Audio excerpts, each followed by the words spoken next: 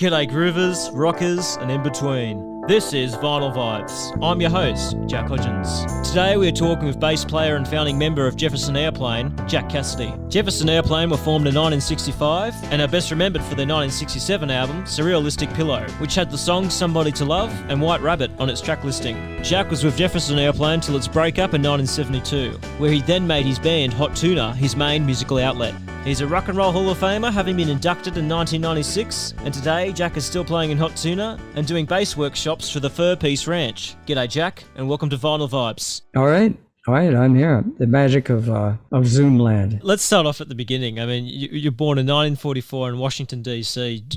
What do you remember of growing up in the Washington, D.C. area? Oh, there's so much because, as you know, any place you grow up here, that's where your first footprints are, your influences. And Washington, D.C., as I've said in many an article, was a wonderful opportunity for anybody in the arts because of just the location and the thriving artist community, the official artist community, all the concert halls and classical music endeavors in the D.C. area. But it's also a crossroads in styles of music that come through D.C. You have all the Appalachian music, country and Appalachian bluegrass music that comes up through the mountains from the south. It crosses through D.C. You have, of course, the huge rhythm, blues, and jazz scene that was in Washington, D.C. that I grew up in the mid to late 50s. And, of course, all the early jazz greats all played through there, all through the 20s and 30s and the 40s.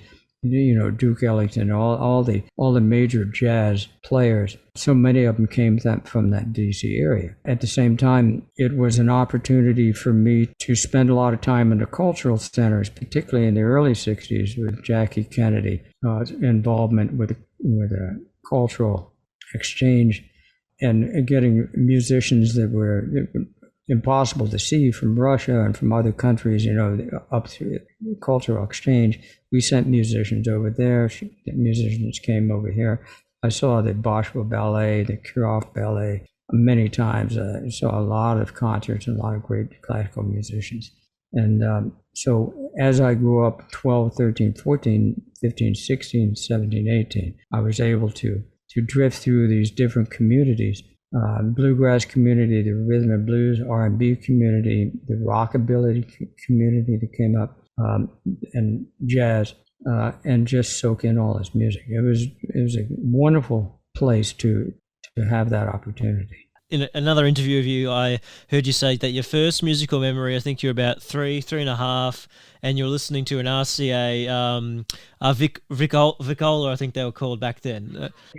Still way before your time, but in any case, yeah, it was fantastic because I remember fantasizing about the musical notes and as they weaved in and out of the structure of the song and just my mind would just drift away into this world, and I thought it was fascinating. Not to mention that, listening to radio programs on Saturdays, you had folk music and had people like Burl Ives and telling folk songs and stories with those songs, and then you had a lot of classical music. There wasn't much jazz played then on the radio at that point. Later on, I found access to that through various record stores and then just going to clubs constantly. And that was in an era when clubs existed. There were a lot of jazz clubs. There were a lot of bluegrass clubs. There were different communities within that D.C. area that had a whole totally different environments and different classes of people and different structures. But generally, you'd see the musicians wander in and out through all of that. When you got onto learning guitar, because you started off guitar, I think you were 12, and you learned from a big band guitarist called Harvey Voorhees. I mean, in what he taught you back then when you were 12, does the things that he taught you, are they still with you, like in your playing? Absolutely. Good hand position. I mean, really just basic stuff, but luckily, I mentioned this before, my parents, who noticed me towards the end of 1955 playing Dad's Washburn guitar up in the attic that still was missing a couple of strings. As I made that discovery, of course, if you're a kid, you think you've discovered stuff and your parents aren't listening, but they know everything that's going on in the house. And so they, with no pressure at all, they just whipped that guitar away. It disappeared for a month or something. I had other stuff going on. I wasn't playing, so to speak. And it almost appeared at Christmas 1956 with a note saying this entitles you to 12 guitar lessons at the local music shop. And your guitar was strung with steel strings rather than nylon, but it's not ready in time, but it will be ready. And so before I learned bad habits, they put me into a situation that I immediately learned good habits with a good teacher. 1956, you mentioned there when you got the guitar. I think it was Christmas 1956 you mentioned there. I mean, of course, at that point in time, rock and roll is starting to hit the charts. I mean, how did that impact you as a kid? I mean, like, did it have a big... Well, first of all, it aged much before and that in 12. My father, he was in a medical field, he was a dentist. He was an audiophile, and he was building Heathkit hi-fi amplifiers and he put a whole FM system into his waiting room office to listen to classical music and whatnot. But he was not only was he an audiophile, but he was a jazz collector. We belonged to the American Jazz Society. I think once a month, a new format came out, long playing records. And it put combinations of different eras of jazz music. So I was listening to music of the 20s and 30s, jazz music of the 20s and 30s when I was 11 and 12, and listening and a lot of Dixieland music, certain Dixieland music, and Jolly Roll Morton, great players, and listening to how they interplayed and interacted with each other. I preferred the small combo stuff. I listened to a lot of Eddie Cochran and Bix Beiderbecke, and there's just a whole host of music I was listening to before that, right as the rock and roll thing started to come in.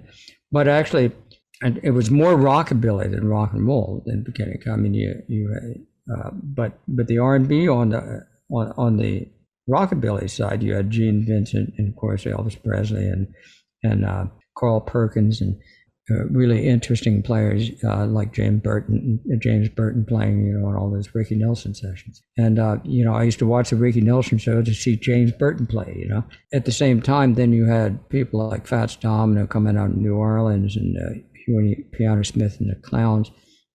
Coming out of New Orleans, you had that were played on AM radio late at night, and in the rhythm and blues section, you had Ray Charles was a huge Ray Charles fan, but you had the blues players like B.B. King and Bobby Blue Bland, and luckily I got to see almost every person I just mentioned at the Howard Theater in Washington, which was the sister theater of the Apollo up in New York. So when James Brown would come in through and a very young Aretha Franklin and Ike and Tina Turner review, and Little Richard and the Coasters and Hank Ballard and the Midnighters and all these great R&B acts that came through, for $1.50, I'd go down there on the weekends and see the first show. And of course, at the same time, I think you mentioned you were 13, 14 when you were seeing these groups and artists, and of course that was at the same time when you formed the Triumphs. Yeah, and my older brother Charles Casady, 4 years older than I,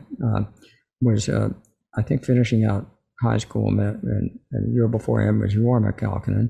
And we'd come over for listening sessions as we all collected records. And then I met Jorma that way. And, I played guitar. And at that time, I had managed to buy my 1958 Telecaster with my two businesses I had on the side, a lawn cutting business and a newspaper route business. And so for $115, I got a 58 Tele. I wish I had that Tele today. I can imagine. But in any case, we met and he played guitar and sang, and so the natural combination would be, in those days there was hardly any bass players around except if you were played a double bass, stand-up bass. And most of you got to remember, almost all those records of that era were made with a stand-up bass. James Brown was probably one of the first, and some of the rockabilly guys were some of the first to use that. The first Fender looked more like the Telecaster bass today, and then the precision bass came later on. And that's that kind of sound you hear. But even in the early tracking, if you hear the early versions of James Brown, the bass player was playing pretty traditional walking bass line rolls and whatnot until some of the other real cool cats came in and started using a lot more syncopation, because it started to be used as the instrument it really is, a bass guitar. So with that, you could do things on it rhythmic things on it that you couldn't do with a stand-up traditional bass of the violin family. You started to hear that play out in the music with a lot more syncopation in the structure. Yeah, I mean, of course, in saying that, I mean, when you guys were playing in the Triumphs, I mean, what was the setup there? Like, because we had you on guitar, right? Yeah, I was playing guitar, and I was playing through an 8-watt Heathkit amplifier that my dad and I built in a kit with a 8-inch Jensen speaker, and that's what I played my guitars through. I think later on, Jorma and I both moved up to a Silvertone, which was sold up at Sears and Roebuck, which was made by Dan Electro, I think. And then soon after that, I used a Fender Bassman amp, which was a 410 open back, which was a favorite of a lot of musicians back then, both not only for bass, but a lot of the pedal steel guitars like that, and had a great sound. But with Jorma, when we had a little high school band, I was still in junior high school. I'm 3.5 years younger, so I'm 14, he's 17. One of the other guitarists that we met, Mike Honeycutt, when we had gigs, we had some gigs, going out. Believe it or not, we backed up Jimmy Clanton one time, and did some other gigs around the DC area. Remember, we played a gig out where Ray Charles was in the bill. I mean, it went open. As it's really interesting because you had Ray Charles playing at Howard Theater, but you also had him out because of what I say, going into the white communities and being promoted by in other settings with a whole host of other musicians. And it was really the beginning of seeing African American artists being presented to the white audiences. So it was a really a fascinating time from the transition, beginning of transition of the end of the 50s and the 60s.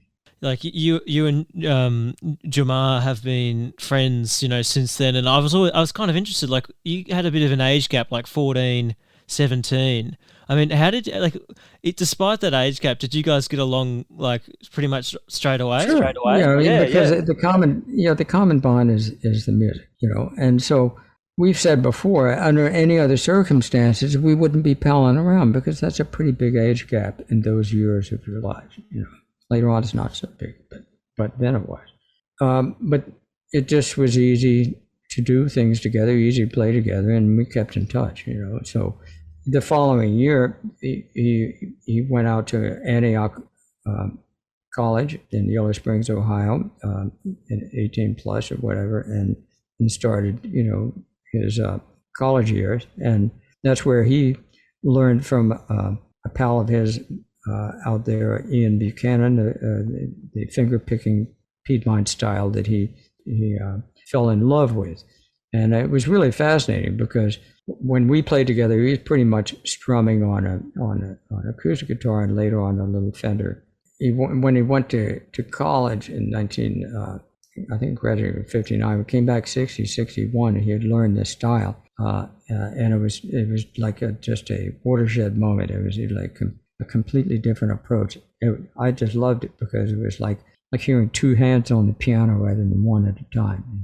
So on a guitar, because most guitarists, they either strum chords or did chord combinations, riffs and things, or they played lead and generally had two guitars in a band to do that very thing. Here it was complete. You could sit down and play complete composition like a classical guitarist with the thumb in the first two fingers. College for you started at around 62, if I got my maths right on that one. During that time, or a bit after that around 65, that you were asked to join Jefferson Airplane by Jorma. Those years were really the years that I really learned a lot because in 1960, I started playing bass as well.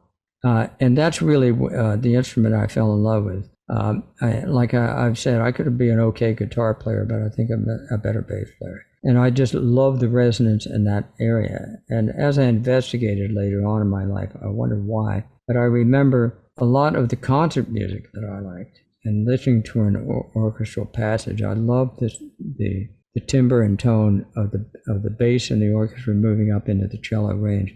And that whole area of sound, I just fell in love with it. And here I had it in a 4-string guitar, bass guitar. So when I started at age 16 doing that, so I was doing gigs in Washington both as a guitarist and as a bassist, but the bass is really what opened up the world for me. I've read too, and heard you talk about this as well. When you were first told the name Jefferson Airplane, I heard that you laughed about the name. It was much more conservative on the East Coast than the West Coast. And the West Coast was really coming up. The East Coast, the kind of gigs we did, I do. One summer I'd be playing country fairs and playing country music. In the wintertime I'd be an R&B band and playing in clubs where you've got you're wearing a tuxedo, you're in a stripe down the side and plaid tuxedos. There's 3 horns in the band. It's rhythm and blues. You've got a tenor and a baritone sax, maybe a trumpet. You're doing arrangements like Ray Charles, and you're doing things, but it's always other people's music. But we would play grown-up music, so to speak, where the kids were dancing to the pop music at the time.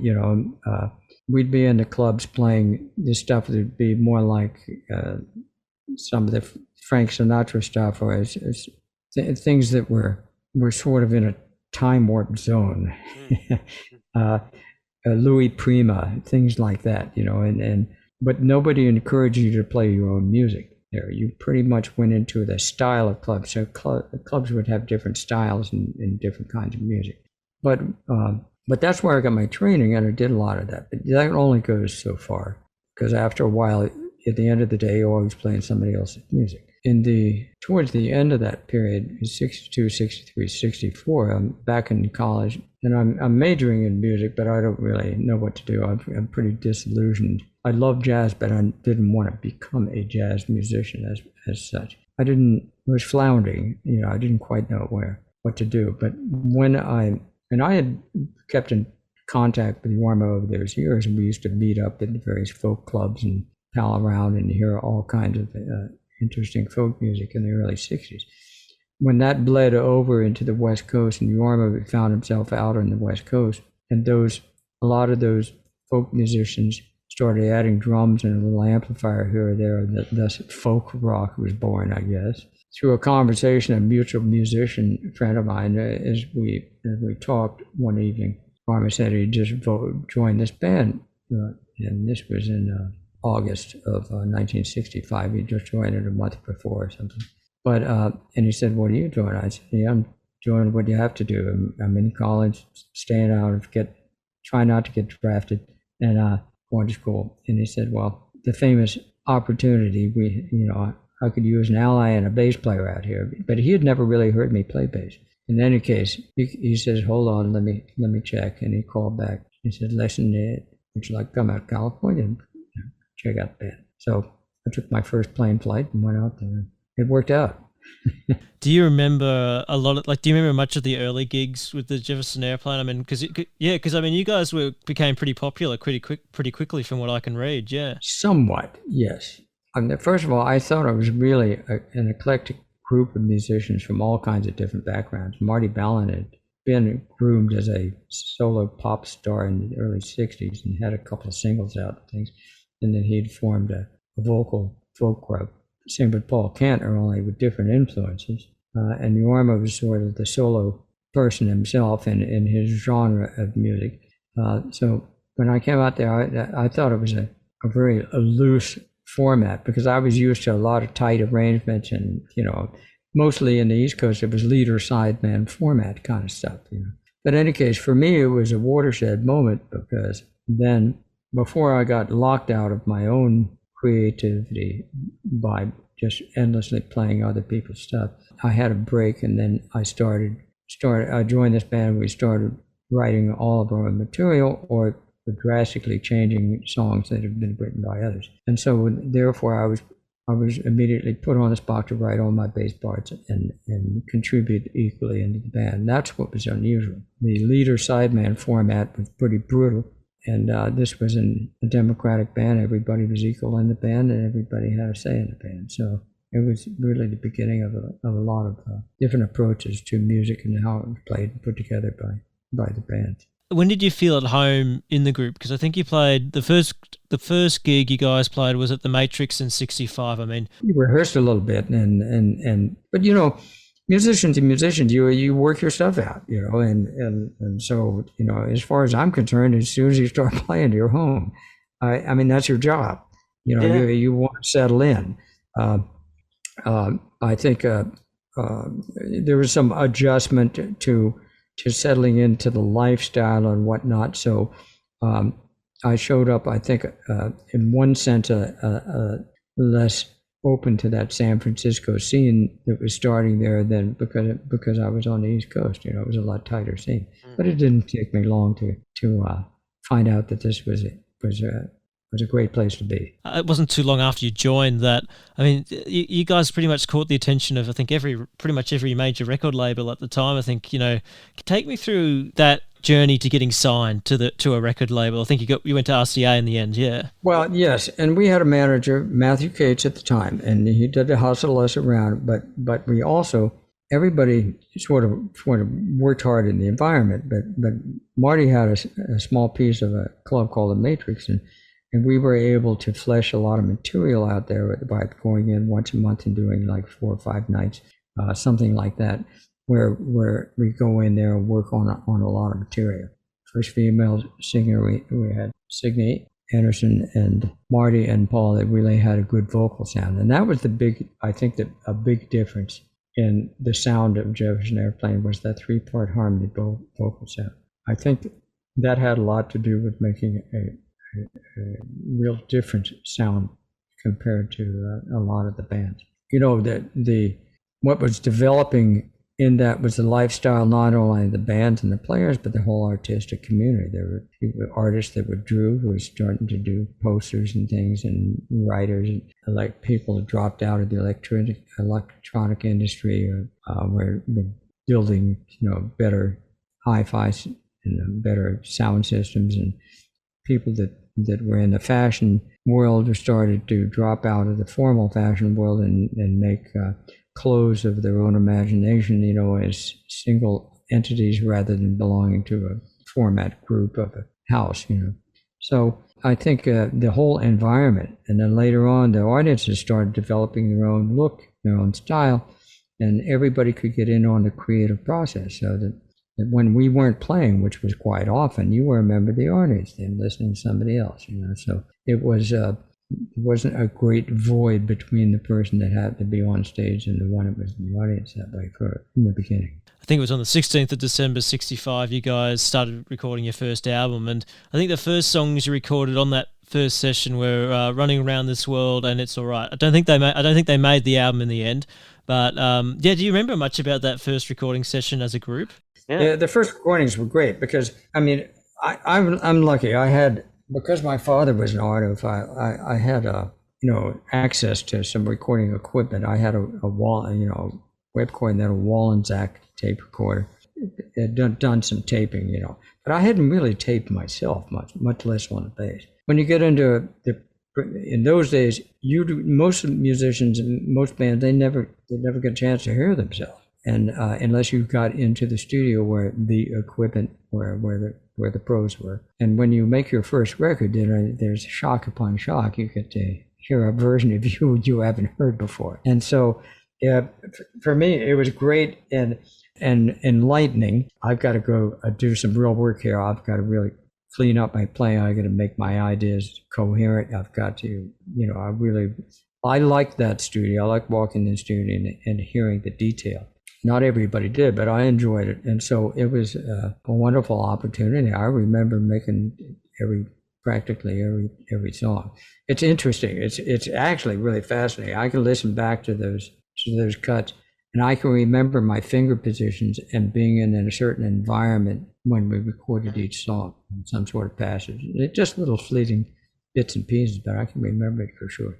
I mean, I was 21 years old, and this was like the beginning of my recording career. I didn't have too much of an overview. Oh, you're inside of it all. It's all kind of rushing by you as the day. We had 4 days to record the first album. Pretty much it was like we played it in person, only enlightening in that, and then that you had pressure to play it and play it right. See, there was no digital editing, so that's the pressure to to play it and play it right, maybe you study real hard to get it right. And with the feeling that you wanted in there, not only the notes right, but with the emotion. Yeah, I mean, and I was thinking too, listening to the record and listening to the work, listening to the band's later work. I mean, when Grace Slick was in the group, would the first album had been any different? Like maybe apart from her vocals, had she been in there? Like would there been anything different about the feeling of the album? Had she been a part of the group then? I mean, hey, listen, these aren't structures where anybody can be replaced by anybody else.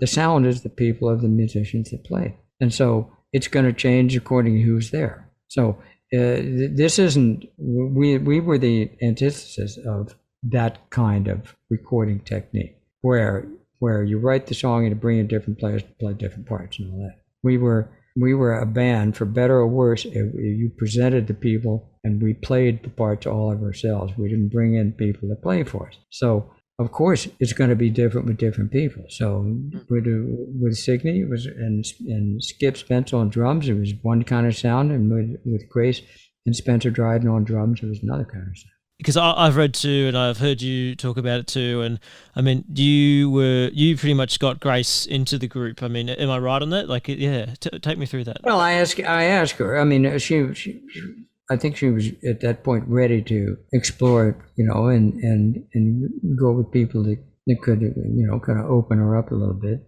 Hopefully that's how that worked out. When she did join the group, I mean, she brought with her, I think, she brought with her two songs, one that she'd written herself and one that was written by, I think, her partner at the time, Somebody to Love and White Rabbit. I mean, when she presented those songs to the band, I mean, what were your thoughts on the songs when you're hearing them like for the first time, kind of thing? Well, I had heard them before. The Great Society had played, so we had known the band and hung out.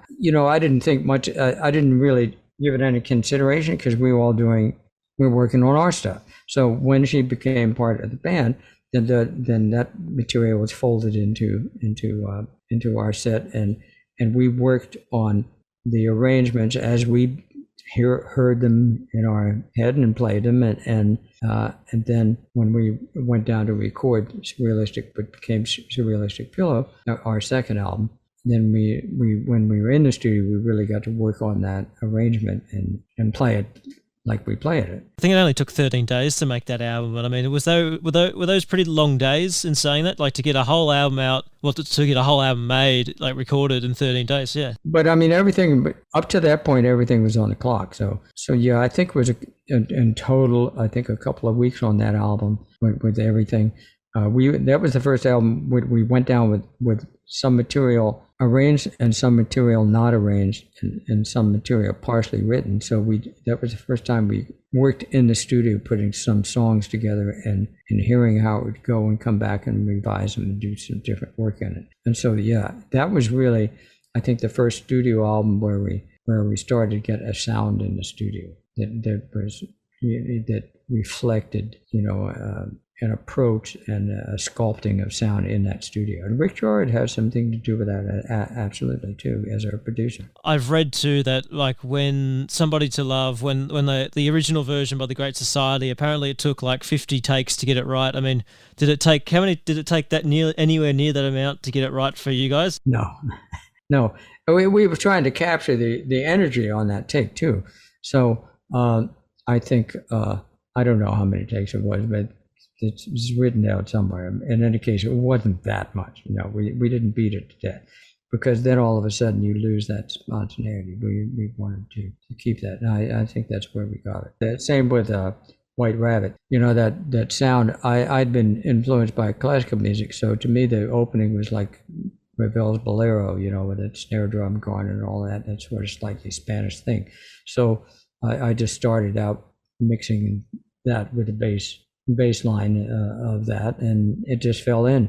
We started singing. We did take. Okay, that's the arrangement. Yeah, I mean, and how did you get that sound? Because I was listening closely to like your bass lines on that album, Surrealistic Pillow, and some of the tracks have a bit of a fuzzy kind of sound to them, like a bit of fuzz bass, maybe. Well, later on it was a fuzz bass. Then you were just overdriving amplifier. Everything was modeled after sounds, that various people got, And but you got those sounds through working with an amplifier, often an analog amplifier, where you got those tubes burning at a certain amount, and certain overtones would rise out of it. And I was playing around with that. Later on in other albums, I used a couple of different amplifiers. A versatone amplifier that really got a warm bass sound that, when cranked up, just a little 35 watt amp, when cranked up, it would get some nice sustain. I still use that today and mix it in with a regular sound. It responds differently than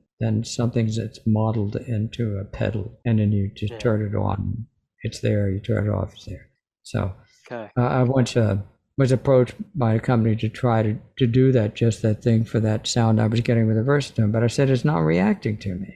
It isn't just, you don't understand, it's not just the sound, it's you making the sound. Yes. And how it reacts at the time, what happens at that moment as to how you work your inflection and how you manipulate the sound. But if the sound is static all the time, you can't do that, then it's really not for me. And also, I mean, you mentioned just a moment ago your bass playing on White Rabbit, and of course, I mean, so important to the song. Reflecting on it, I mean, it's such an interesting structure to that song. I mean, it kind of, there's not like a firm chorus, but there is, but there isn't. I mean, it builds up, and then it kind of, then when it ends, it kind of leaves the audience there going, wow, I mean, do you think that uniqueness of the song was why it became a massive song at the time and is, I mean, still listened to today? Yeah, I think, the short answer, I think so.